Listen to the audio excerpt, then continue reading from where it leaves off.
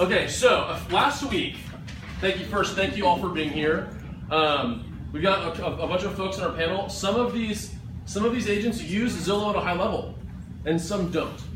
And so I wanted you guys to hear both sides of this conversation. We're going to have a conversation about Zillow's new platform called Instant Offers. And before we jump into this, I want to give you guys some insight on the Instant Offer platform. So when this rolled out, Inman and kind of everybody was touting this in almost a sky is falling kind of way. And what I want you guys to realize is there are already people doing this, okay? One of those people is ForSaleByOwner.com, right? Connecting buyers with homeowners that aren't listed. And then Opendoor does the same thing. Yet the big issue here, I think, is that Zillow has a bigger reach and has the ability to take this to scale. And what that means is reach more people in a faster amount of time. Here's some insight that you guys, some bullet points on what you guys know about this Instant Offer platform. Right now, it's only available in 2 cities. It's available in Orlando and Las Vegas. It is only available to a set group of investors that are backed by Wall Street. So when you make an offer, at the same time, a Zillow agent is asked to present a CMA for the same property that is sent alongside with the investor's offer. So that could actually be upside for agents as well, because agents are showing an actual market value CMA versus an investor offer. Investor offers are usually pretty what? Low. Yeah, they're usually pretty low, right? So like we said, I don't want you guys to think the sky is falling here, yet I want you guys to hear insight about this from some of our agents. So Heather Morstatter, how long have you been in the business? Since 2010, so 7 years. 7 years. Julie? Tomorrow is actually my 4-year mark. Hey, congratulations. Very good. Heather? January of 09. 09. Kristen? Just under 3 years. Just under 3 years. So who of you guys currently uses Zillow? All right, in what capacity do you guys use it in? We use it as a lead generator for our team. You use it as a lead gen source. And we also use it as a referral source for our clients for reviews from our previous clients. Oh, great. So you're kind of optimizing it in 2 different directions. You pay for it? Yes, we do. Julie? And same thing. I market for myself, and I have reviews as well from past clients. Say I get a call on phone duty, somebody who doesn't know me, I'll just say go read my reviews. So it's been helpful for me in that way. Great. And Heather, you don't use Zillow at all, right? I don't pay for Zillow. You don't pay for Zillow. Yeah. Great. Do you use it in any capacity? I put all my past sales and stuff on there. I use it for its free value. For the free value. Great. And Kristen, how about you guys? I don't pay for services from Zillow. I do, obviously my listings are syndicated to it, but I do not pay for any services from Zillow. Great. And Julie and Heather, since you guys are the ones that are paying for the service right now, how's your return on investment? I actually just pulled my numbers before I came. We've closed 9 transactions so far this year at a total of $2.2 million. Yeah. I get pretty good results too. I would say I get about 4 to, or like even up to 6 deals a year. And a lot of times I can kind of scale it. Like I'll get a call for 200, but then they end up buying for more, or I'll sell them an inventory home for a builder. So yeah, I've got a pretty good return. I get paid back and make a profit from it for sure. And then Heather and Kristen, what are you guys using as your main lead generation sources right now? Repeat referral business, and I call expireds and withdrawals and business. You do that every single morning. By the way, Heather's in here every morning at that back corner on that phone. It is hyper impressive. It is awesome. Yeah, give it up. Let's do this. That's really big. Kristen. So database and open houses. I work for Sell by Owners, probably not as high of a level every morning, which I probably should be in here. And yes, I do. Open houses has been one of my largest, which of course feeds into my database, and then kind of the circle continues. Yeah. Can I add one thing onto mine too? So I also use it to advertise open houses, which is really powerful because, if you just put in the MLS, it's going to other realtors. This is a way for me to advertise my listings. I've gotten buyer calls off of those listings that I converted into several contracts. And then I can also advertise my open houses to buyers that are out there looking instead of just realtors. Yeah. So it's another thing. That makes sense. Mm-hmm. Kristen, now I'm going to kind of jump in. Now, yes. So are you doing something, because it syndicates to Zillow your open house, are you doing something different on on Zillow, you're uploading something to Open House? It doesn't always syndicate right away. It So doesn't? I just, and it takes like, I mean, at least. It'll syndicate within a day. Okay, well, sometimes, I mean, if it's last minute or something, I'll just pop it Okay. in there. Something we double check. We always make sure Yeah. ours are on homes.com, realtor.com, and Zillow.com anytime we post open house, and we also follow that with social media marketing as goes on. I guess what I'm saying, I guess what I'm I think what I mean is that's something Yeah. that I've gotten out of it. Really great question. That's a really great question. Let's have you guys connect about the details after. Well, just Uh, so everyone knows, yeah. very soon you won't be able to make any manual adjustments to Zillow or Trulia, so what they're doing to immediately populate those listings won't be possible soon. Yeah, great. Kristen, let me ask you this question, and this is kind of a question for all you guys. What are your thoughts on Zillow rolling out a technology tool like this? So it's funny, as I walked in here, I got a phone call from a client who found me my listing on Zillow, and I thought it was just kind of fitting. And she loved the home, and once I got really kind of digging deeper with her, as I do with every first phone call, it's not a home that she can afford. And I think that's can be true for most of the people that are calling off of Zillow. One, it's an education process, so most of them are unrepresented, and so they don't understand what does it mean when I'm calling these leads. And so oftentimes you're turning leads that are much less than had you worked your database, gotten the listings, and just had them syndicated to Zillow, because those are going to turn your leads on Zillow or any other syndicated website that offers your information. So I think that's something important to realize, is that when we're feeding money into something like this, which can be beneficial for current business right now, it's not beneficial for future business, because in turn, we're paying for them to create something larger than what we could possibly be at a faster level. And so for me, I see the same amount of results if I'm getting the listings and they're good listings, they're priced right. People are going to call me, and I'm going to be able to feed those leads, not just from Zillow, but from all platforms. Great. Yeah. Yeah, Heather, how about you? Oh, sorry. Heather went. So I have a big problem with the big box boys taking my business away from me. It is our problem that Zillow is able to offer $1 million to someone to make their Zestimates better. It's us. It's the people that are paying Zillow for their own leads that's allowing them to steal our business from us. Okay? They're offering $1 million to whoever can help them improve Zestimates. They're being sued right now in Illinois because their Zestimates have zero value. And it's us in our profession that is allowing them to take business from us. There's absolutely no reason, if they disappeared, that we couldn't still have a very robust business if we did our jobs correctly. I think it's a great point. Heather M, it's like separating W and M. Hey, so what do you think about this? What do you think about the instant offer tool? How do you think that's going to affect agents' business, and how do you see that affecting your business?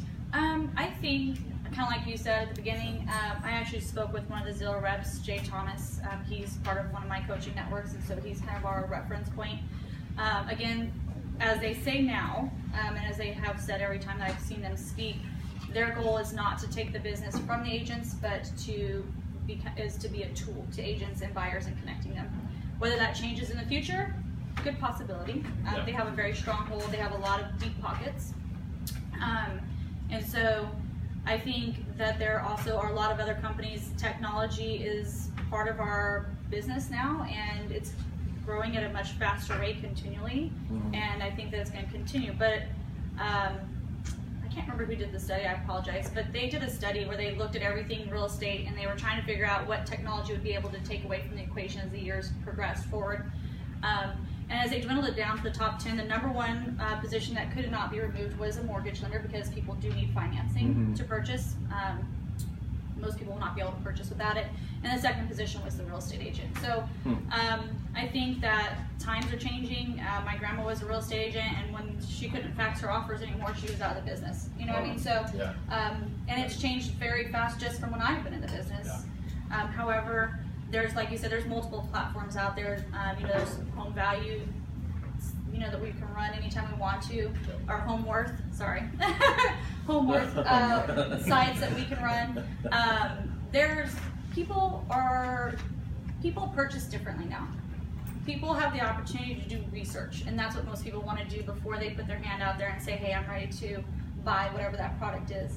And we have a lot of business from a lot of different, Zillow is not our number one source. Our number one source of business for our team is referrals, and we base most of that off there. We get a ton of referrals from, if I looked at my return on investment all the way through, we get a ton of referrals from the clients that we add to our database that did come from Zillow. It comes down to our customer service and how we treat our clients and so forth. So I think that Zillow is just a tool that we are using in the industry at this point. Whether it changes and what comes in next is different. The difference between a Zillow lead, we've done a lot of online leads, Google Paper, AdWords, all of those types of leads. They're just at different research stages. Usually when we get a Zillow lead that comes in, they're raising their hand and they're ready to speak to somebody that's a professional. Mm-hmm. So there's just a difference in the quality of the lead.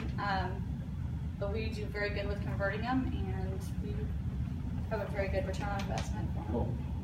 Julie, what are your thoughts on that? What do you think about the new Zillow Instant Offer tool, and how do you see that affecting your business?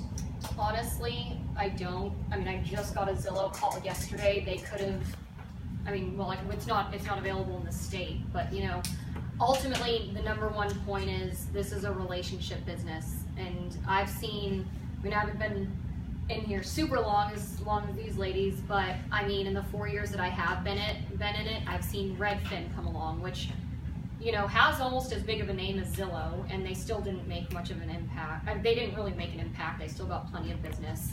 We have 1%er listings. We have all these services that have come in and been a threat, and ultimately my business has continued to grow and grow because people want to work with a professional, and that's the bottom line, and it's a relationship business. So I haven't seen threats like this affect my business at all in the past, and I don't see this doing anything either. That's pretty much my thoughts on it. Yeah, that's good. I think, go ahead. It's similar to, if you guys have all seen Make Me Move on Zillow, it's been there for years. Yeah, it's the same thing. True. The seller puts up what they want for their house. You can call them directly. We use them as lead sources for some my owners, potential leads. And let me make one thing clear. Like she said, I do advertise and pay for Zillow, but I'm still door knocking, doing open houses both days of the weekend, phone duty, mostly during bold, but I will call for sale by owners. I'll call expireds. I still do a ton of other lead generation, but I will say I've gotten with my investment, I've gotten some pretty good quality leads out of Zillow. And in my case, a lot of time it's been that they call on one house for X amount and they end up being able to buy more, or I can leverage it more.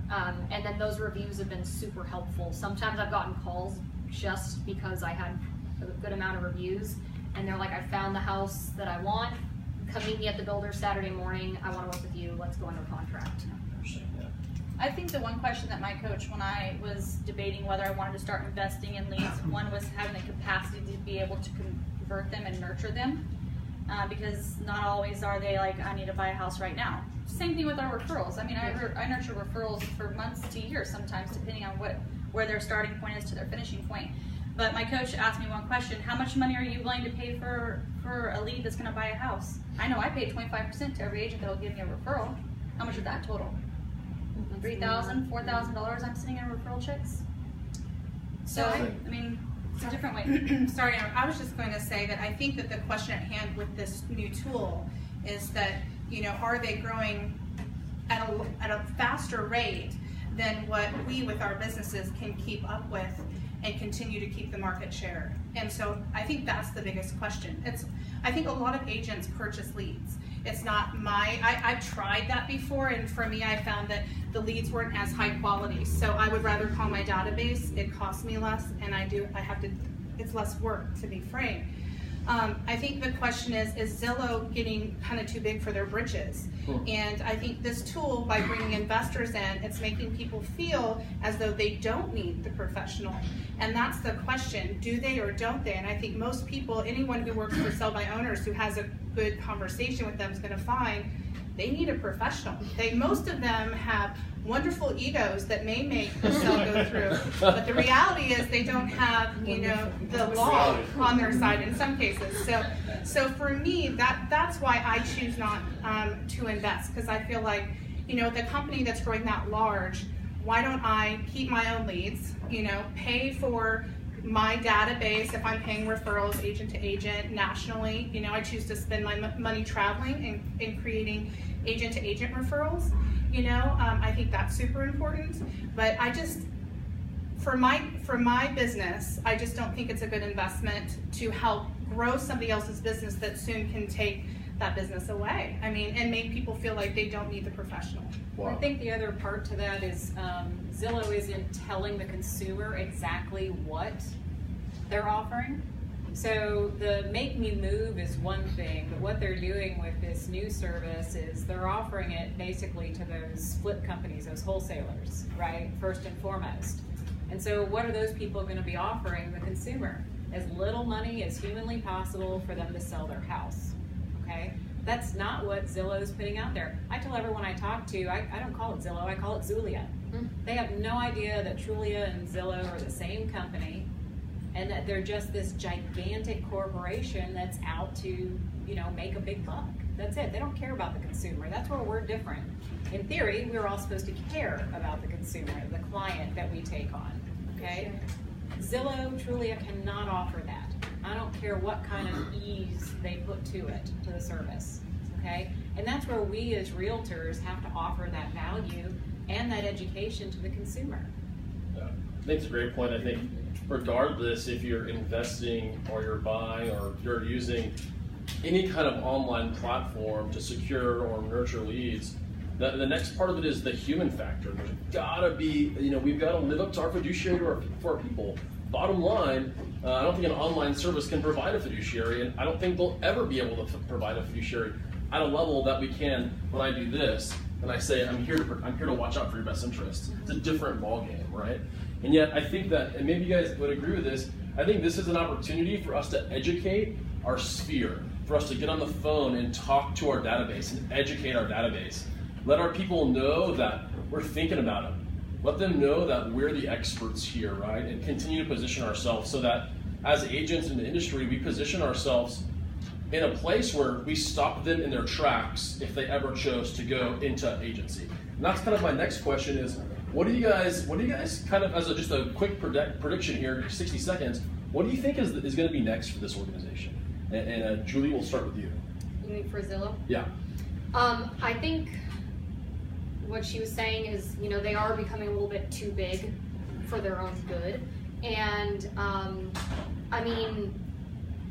I think there's going to be kind of a plateau point where there's not much more they can do. And ultimately, like you're saying, there's no way they're going to be able to get to provide a fiduciary duty like we can. What if a client is going on to make an offer and they have a question? Are they going to call some kind of Zillow hotline that has no idea really what they're doing? Like they're not talking to an actual, ultimately you need to talk to an experienced realtor who knows, who's looking out for their best interest. And so I want to, again, what I said before, I've seen Redfin, all these other threats, and they come and go because ultimately there's nothing that's ever going to compare to working with a realtor, working face to face with a human being, and that's it. Other way. Well, so what Julie was saying, I think there's an issue with where they're going. They are too big for their britches. They're continually getting fed more and more money. I think the next thing they're probably going to do is virtual lockbox type technology. They'll probably say, hey, for these houses that are, come list me or whatever, they're going to say, here, you don't even need, just input your information here and we'll give you the code to get into that house. You don't even need an agent at that point. I can see them easily going that route. Well, that, and if they need an agent, all they're going to do is click on Premier Agent and talk to somebody. It doesn't matter if you got a buyer's rep with them or not. Wow. I think they'll get frustrated. This is one thing I will say. I think they'll get frustrated, if they are that kind of disloyal customer talking to 5 different agents, and they'll get confused in the process, and then I've seen this happen. They realize, okay, I need to buckle down and just get a good agent.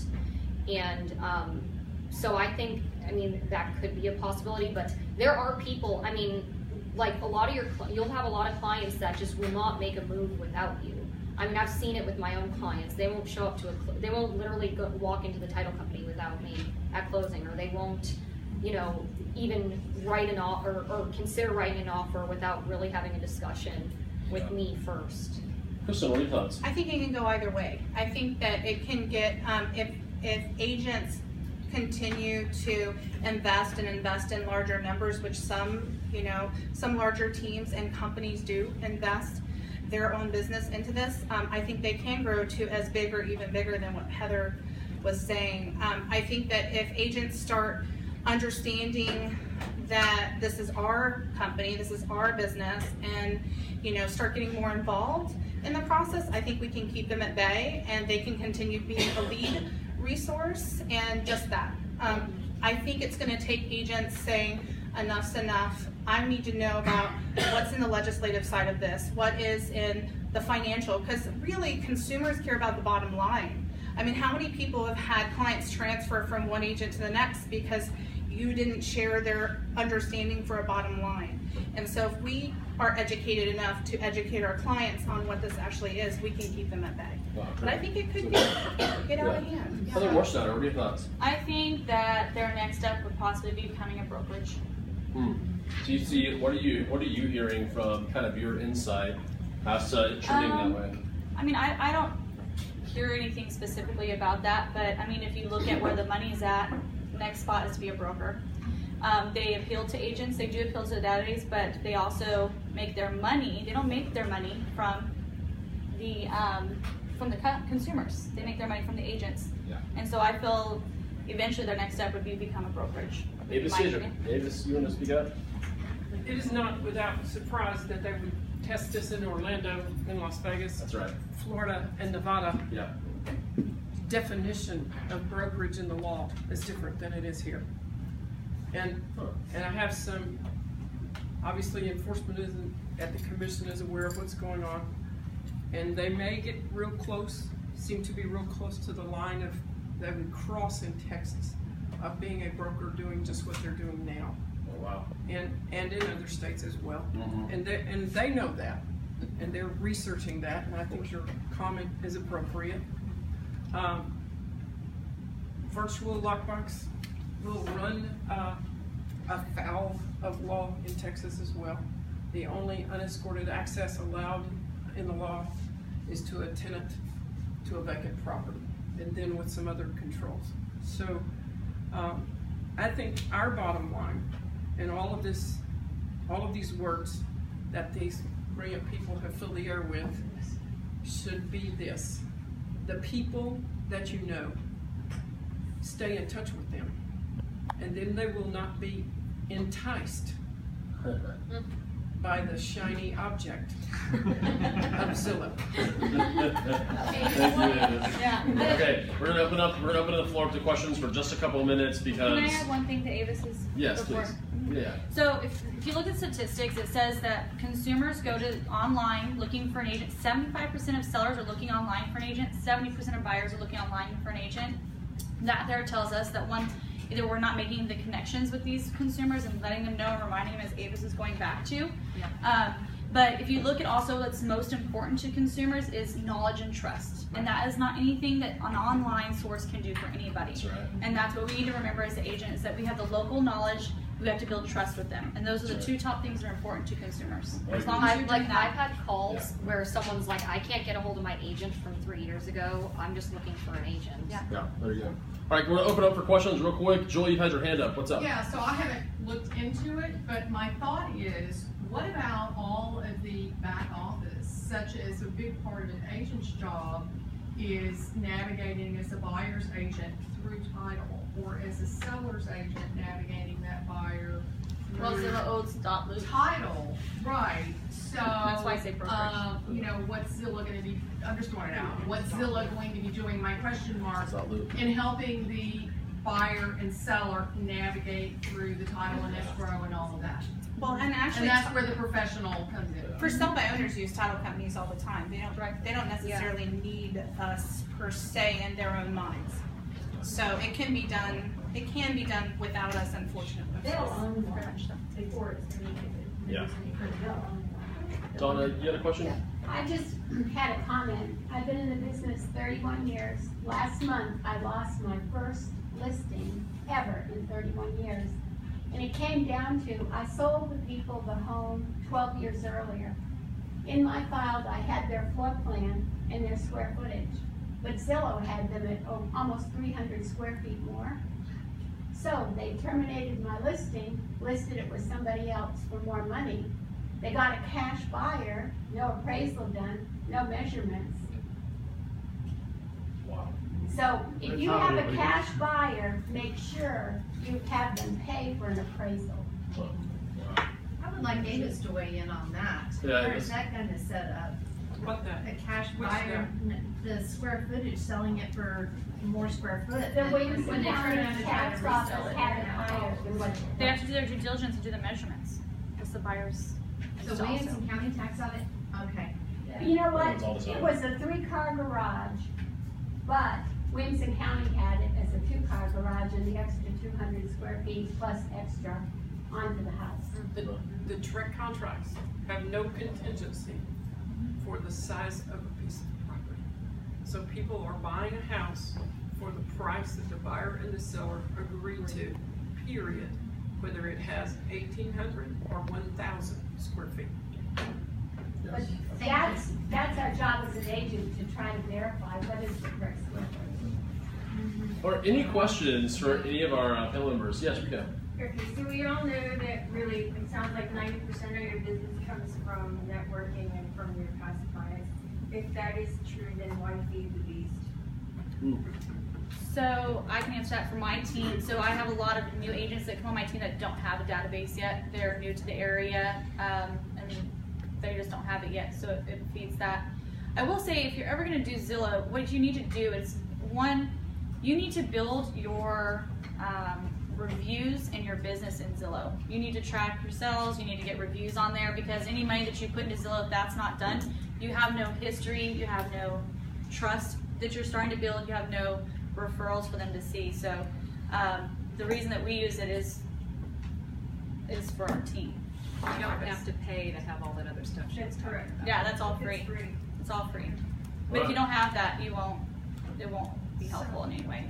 Joy, That's okay, I'll ask you one. questions? I have another. Yes. So Zillow is like the #1. Redfin by far supersedes all the large brokerage firms in terms of online. So that's something to think about. All right. Yeah, say that again. Redfin supersedes all the large brokerage firms' online presence. Oh, in online presence. Yeah. JV Goodwin, KW. Yeah. And then their market share is non-existent. But Zillow supersedes all. All of So, it. but Zillow owns Trulia and all the other stuff, so that's something to think about. Their goal is to basically monopolize, if you don't see that. Cool. I think that's a great point. Who else has a question or comment? Yes, sir. So if you have a house that costs out at $200,000, what we would do, if we came up with that price, the Zillow estimate comes out at $225,000, and then they put it on, somebody says, I'm gonna go in and let them make an offer to their investors who are gonna knock 20% off, typically. Those investors come in at $200,000.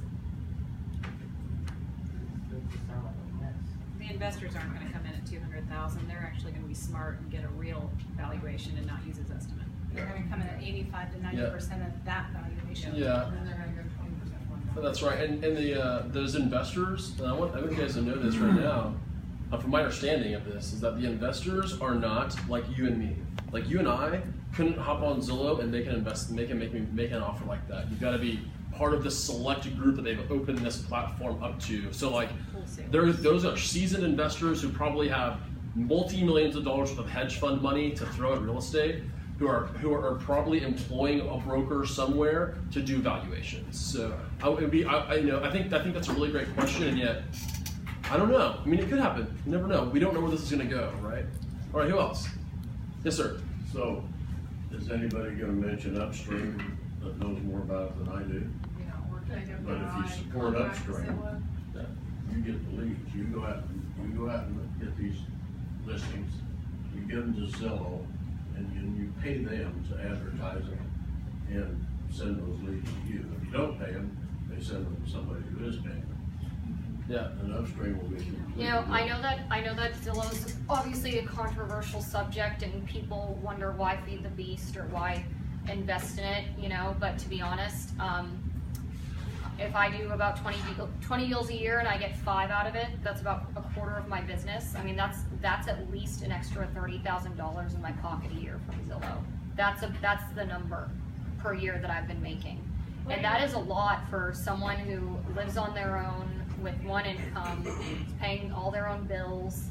You know, so for me, it's been very beneficial. I've been able to really, you know, kind of upscale it from getting, like I said, from getting a $200,000 call to converting it to something higher. And it's just about, you know, so that's my main reasoning behind it. It's, you know, I've just gotten business out of it, so it's helped me a lot.